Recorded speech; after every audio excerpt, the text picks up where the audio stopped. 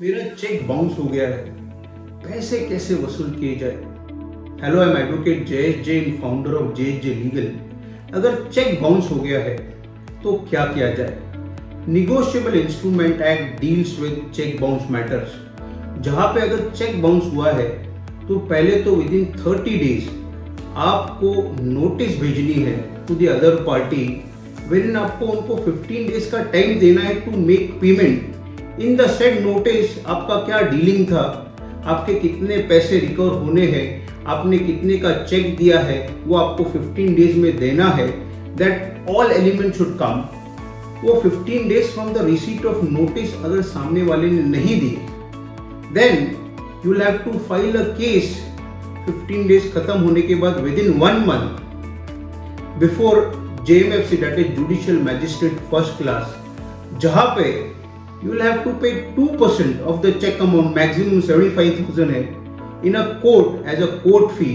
जहां पे पहले कोर्ट में केस जो है वो जाने के बाद सामने वाले को समन्स इशू होगा, अगर वो नहीं आया तो वारंट इशू होगा, और केस चल के अगर आप केस प्रूफ कर पाए तो 2 साल तक की सजा और आपका जो चेक का अमाउंट है उसका डबल अमाउंट आपको मिल सकता है।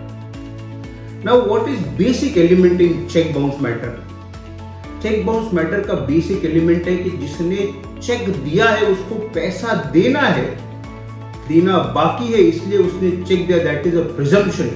So that presumption is in favor of complainant as per section 139 of Negotiable Instrument Act।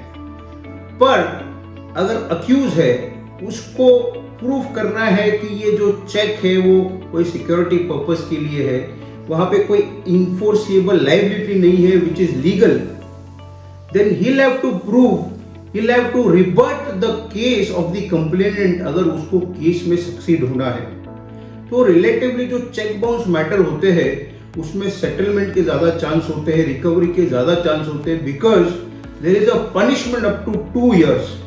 And there is one more provision which is added recently, जहां पे initially complainant can ask 20% of the check amount as an interim payment, और वो application move करके by and large court has a discretion, but if all the elements are there, court will grant कि you will have to pay 20%। जो नहीं किया तो उसका भी एक recovery mechanism है।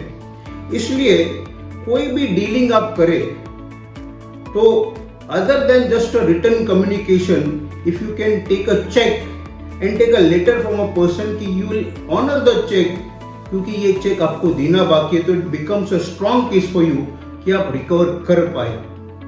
For more such videos, please subscribe to our channel।